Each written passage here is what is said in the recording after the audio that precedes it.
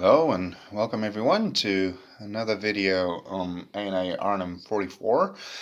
The previous video I made was a supply example, and I was very glad to hear from the designer himself that I got everything correctly. There are still a few things I'd like to point out though, and there was one small mistake regarding the poles, which I will address in this video as well. So first of all, I did mention it briefly on my previous video as well, but something that might look a bit odd here, but that is in fact correct, is that the airborne unit can trace supply and the two British units cannot.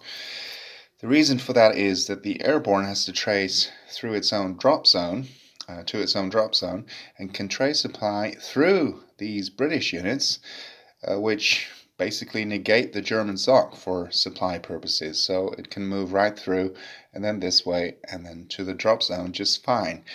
The British units obviously can't just go straight through the German units, and they cannot trace supply forward either, so to speak, because they would start on a road on this hex over here, then they would move onto the trail, and in order to get back to the supply sources, they would have to re-enter a road here, and by the supply rules that is not possible. If you start on a road, you can use a trail, but that you cannot move back onto a road, and vice versa as well. If you start on a trail, you can enter a road, but then you cannot re-enter a trail to get supply.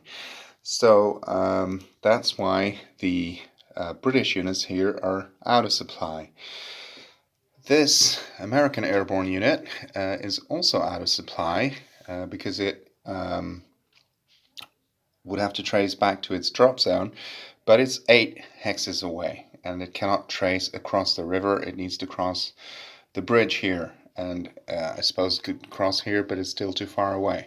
This one is 8 hexes away, so it is in supply.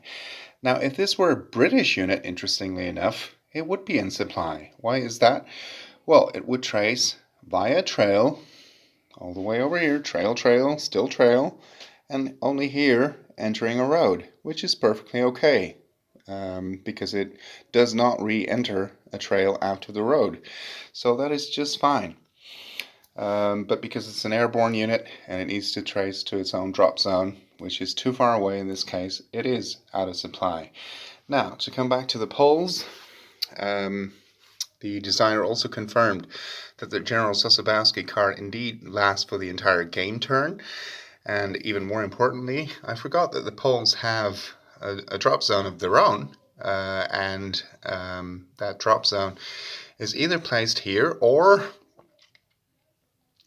then actually you don't place it, because the poles have a choice to either place it here or somewhere over here. I don't remember the exact hex, but that's mentioned on the setup charts. If they do choose to drop here, then they actually use the British drop zone instead. But since they actually dropped here, the dark green units are the poles, a drop zone is placed here. So perhaps they wouldn't even have needed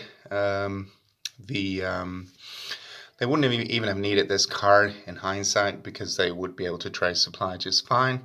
But okay, that doesn't really matter. So this should clear up the supply rules even more, and also explains the situation with the Polish drop zone. So thank you for watching, and see you on the next video.